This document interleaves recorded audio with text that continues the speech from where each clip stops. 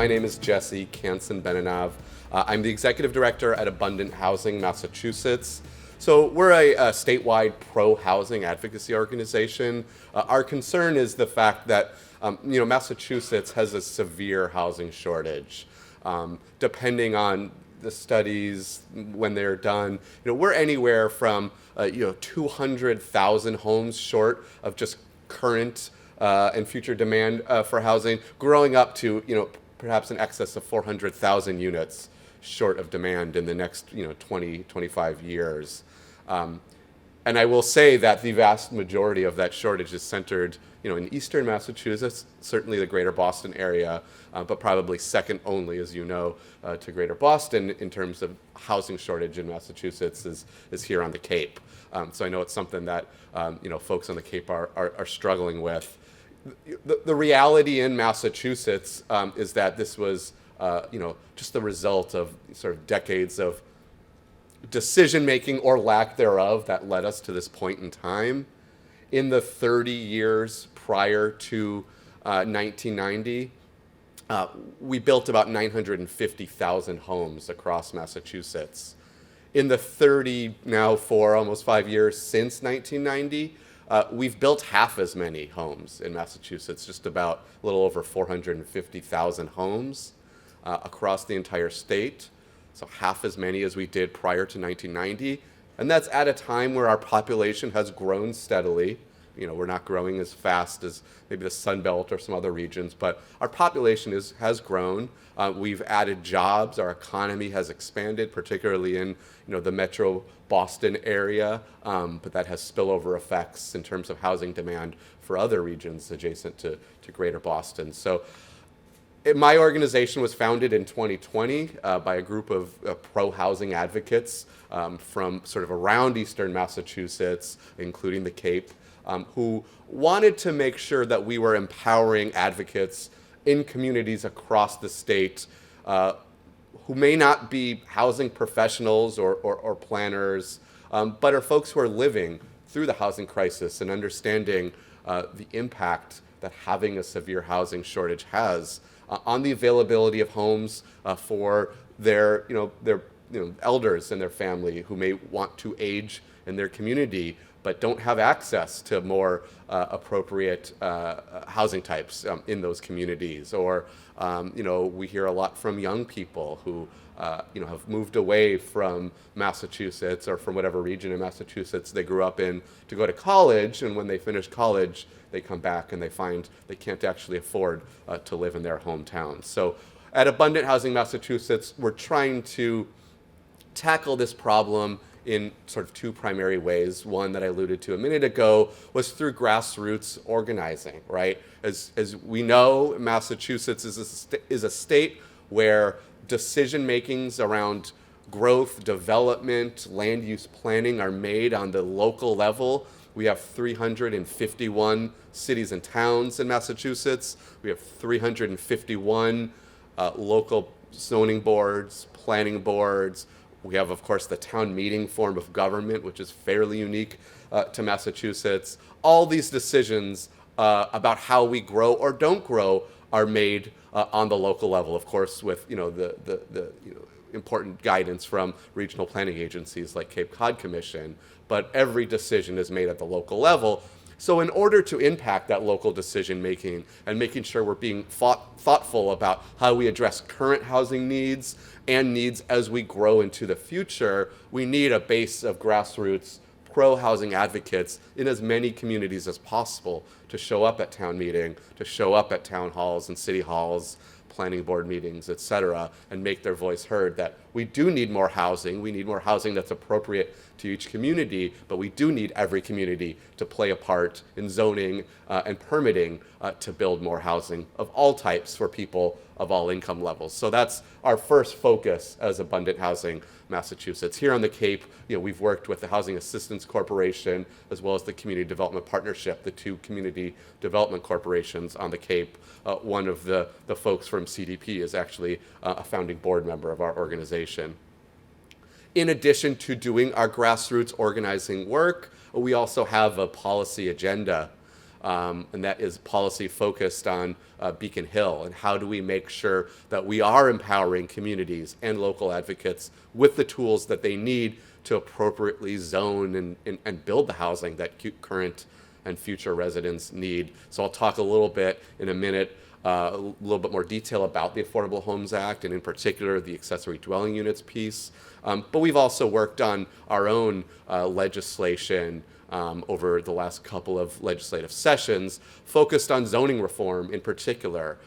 Land use planning in Massachusetts under the state constitution actually lives with the legislature, but over the decades, the legislature has given communities more and more power to govern land use planning, zoning, development, et cetera.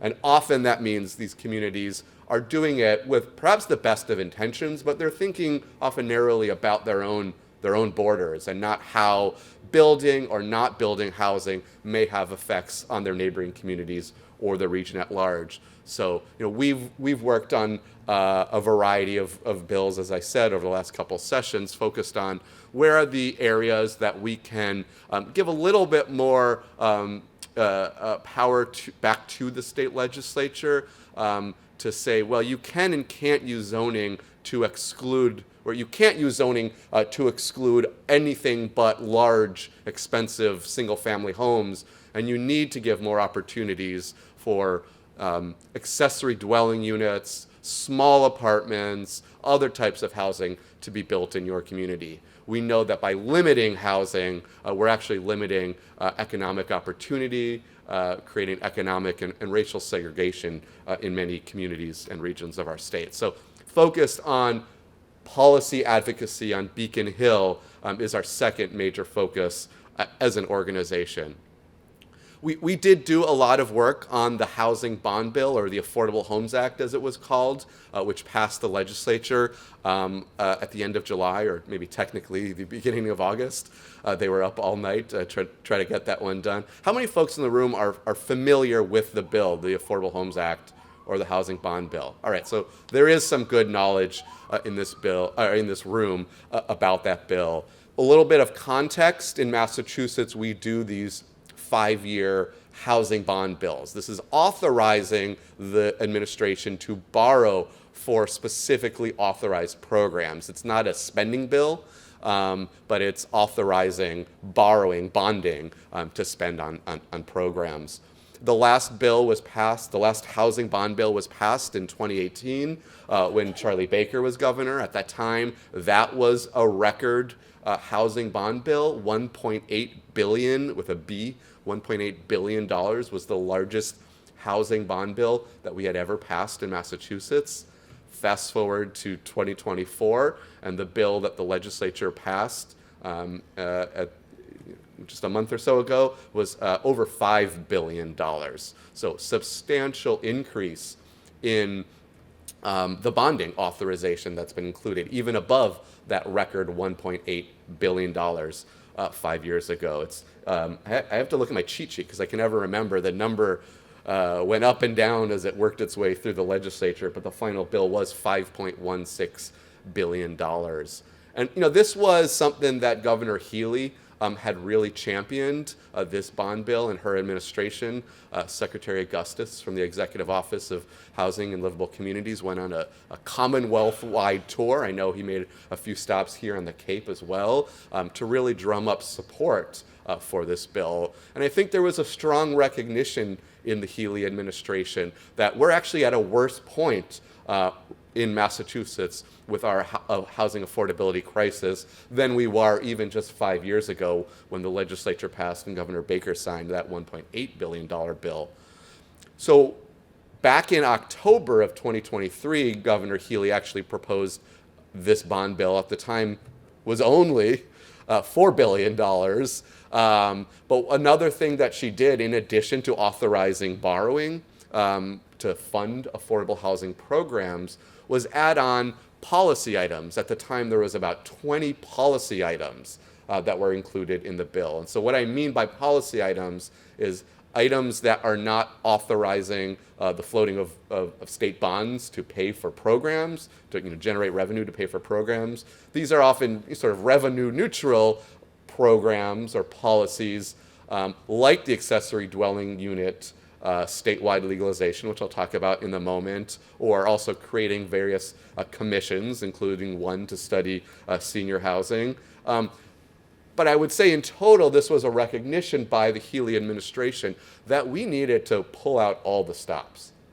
We have a housing crisis that is hitting people of all income levels, of all ages, of all walks of lives, and it's only gotten worse. And so we really need a moonshot to help make this, help address this, this housing crisis. I can't even begin to address everything that's in the bill, every bonding piece, and every policy item. I can talk about some of the highlights that I think would be of interest to this room, and I'm then going to talk specifically about accessory dwelling units, because that is where I and my organization, in partnership with AARP and others, put a lot of advocacy effort into when it came to this bill. But a couple I think notable items in the bill. Folks may know that Massachusetts is fairly unique in that I think we're one of 3 states, as I understand, that has a statewide portfolio of public housing. Are folks familiar with our state public housing portfolio? Right? So this is public housing that the Commonwealth built, in the 40s and 50s, that is and has always been completely independent of the federal government. So there are thousands of units across the Commonwealth in communities large and small, often that are providing critical very low-income housing opportunities for seniors and people with disabilities. Like the federal public housing stock, Massachusetts has not fully funded the capital or operations for our state housing portfolio for many decades, and it's become dilapidated.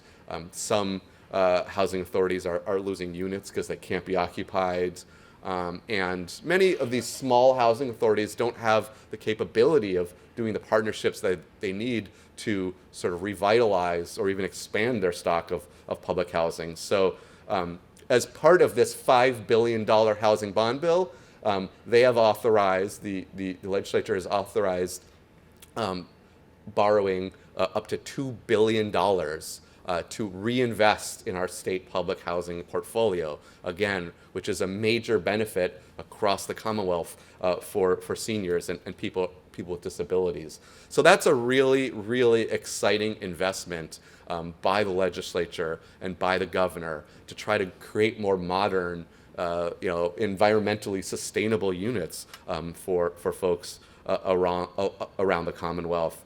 The seasonal communities designation, which Erin mentioned in her presentation, I think there's still more work that will be done, but this was one of the policy items that was included in the bill that creates this designation and essentially sets up a process where the administration, likely in collaboration with advocates, planners, et cetera, will understand or put together a set of rules that will help regions like the Cape, maybe Berkshire County, those that have a lot of seasonal folks, again, I think very much focused on the Cape, come up with innovative strategies to address the housing shortage in their communities.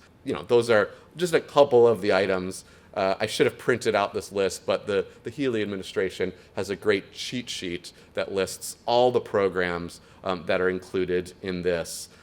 Some of them are things like a momentum fund throughout the state of Massachusetts. There are a number of developments, mixed income developments, meaning affordable units and market rate units together, that are permitted by their local municipalities, but are stalled, right?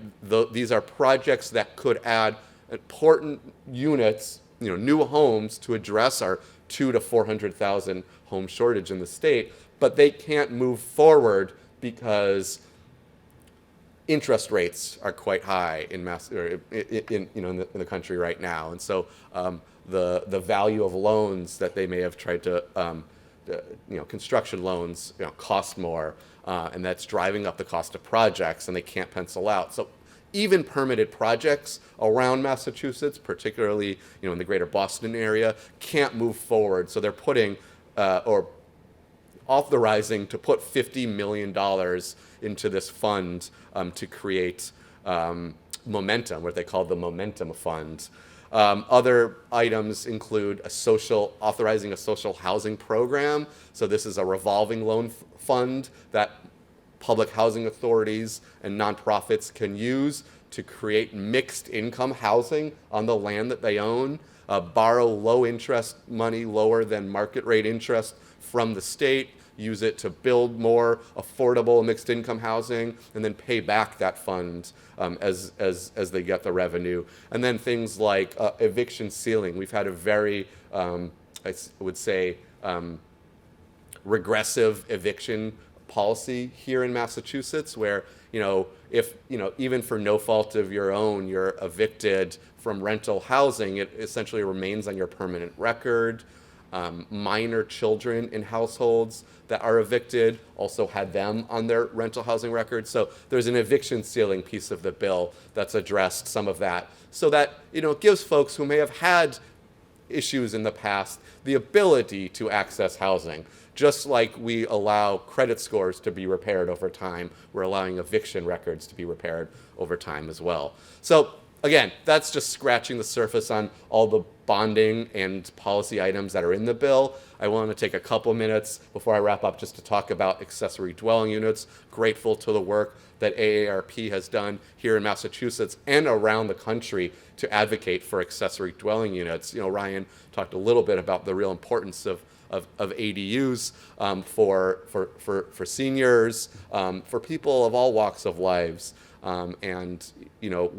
Like he said, we've had, and Aaron said about the Cape, we've had a real patchwork of ADU laws around the Commonwealth. And that's actually made it very difficult for the cottage industry of, certainly lenders, builders, designers, modular manufacturers. Any industry that would help homeowners to build an ADU has had some struggles starting up here in Massachusetts. Because unlike some other states, from Maine to California, where there has been a consistent statewide minimum standard, we didn't have that. So that meant if you wanted to help homeowners as an architect or a builder design an ADU, you may potentially have had to understand the intricacies of 351 different ADU bylaws. And if you could do that, if you had to do that versus maybe go to Vermont or Maine where there's more of a consistent standard, what would you choose? And so, the work of passing a statewide ADU bylaw was in order to achieve that, right? Create a minimum statewide standard that every municipality, although I will say that Boston is exempt from it for other reasons, but every other 350 municipalities across Massachusetts will have to follow. The core of it is that accessory dwelling units of up to 900 square feet or half the size of the primary dwelling unit have to be allowed as of right, meaning no special permits, in all single-family zones across Massachusetts, again, with the exception of any in the city of Boston. In addition to that dimensional requirement of up to 900 square feet, again, it has to be allowed by right, no special permits. Municipalities cannot require more than one parking space, off-street parking space per ADU. And if you're within half mile of transit, which is ferry terminals, bus stations, or rapid transit or commuter rail, then you can't allow any or cannot require any off-street parking spaces per ADU. And in addition to those requirements, municipalities cannot require owner occupancy to build an ADU. So this means, some municipalities have said you can build an ADU, perhaps you can even do it by right without special permits, but you have to live on the property You have to own it and live on it in order to build an ADU. What we have found nationally is that that actually makes it very difficult for homeowners to access financing because many banks don't want to lend when there are these encumbrances on the property. If, God forbid, the bank has to foreclose on the property, their interest is not holding a property. They want to sell it as quick as possible. And so that any restrictions like that saying the ADU is only legal if the owner-occupant lives in it means a bank can't take ownership of it easily, and it is harder for them to resell after foreclosure. So basically that means banks do not lend in jurisdictions to a large extent that have these owner occupancy restrictions. So this is going to be a change for some municipalities. I think there are some on the Cape and around the state that have had these owner occupancy restrictions. There is flexibility. Again, this is Massachusetts. Local control is important. The law does allow municipalities to apply some reasonable regulations to ADUs, maybe having to do with setbacks from the property line, the building height, other dimensional controls under zoning, so long as those regulations do not make it infeasible for the property owner to build an ADU. And from our perspective, that means that these regulations should not prohibit a property owner from building a detached ADU in their backyard, an ADU that's an extension to their existing single-family home, or even subdividing their single-family home into 2 units. As I think it was Ryan mentioned, there's going to be a regulatory process under the Executive Office of Housing and Livable Communities to detail what communities can and can't do in terms of these reasonable regulations. There will be a lot more to come on that for sure. But this is really an exciting time in Massachusetts. Because of some of those specifics that I mentioned around ADUs, I would certainly say have the strongest statewide ADU law in New England. And through some of the national networks that I'm connected to that work with advocates like me in states all over the country, I am told that this is perhaps, in some subjective sense, the strongest state ADU law east of the Rockies. And so we're on the forefront here in Massachusetts, at least sort of certainly the eastern seaboard, if not much of the east. And so it's an exciting time, more to come. As Ryan said, but perhaps up to 10,000 ADUs might be built in the coming 5 years with this new law. And then I'll just close by saying I think more does need to be done, right? 10,000 homes built under ADUs, and maybe another 100. I think they've estimated 40 to 50,000 homes under all the spending and programs that were created under the Affordable Homes Act is great. If we can get 50, 60, 70,000 homes in the next 5 years, that will be really important. That will be important for the Cape. That will be important for the entire state. But that is not getting us to that delta, to our 200 to 400,000 home shortage. So more needs to be done. I look forward to working with AARP, with the Healy administration, with other advocates to make sure that when the legislature reconvenes in January, they continue to think and talk about housing. Often our legislature does something on an issue, and then they say, we'll deal with it, we'll see how it plays out, and we'll deal with it again in 5, 6, 7 years. I don't think we can let that happen. We're in a severe housing crisis now.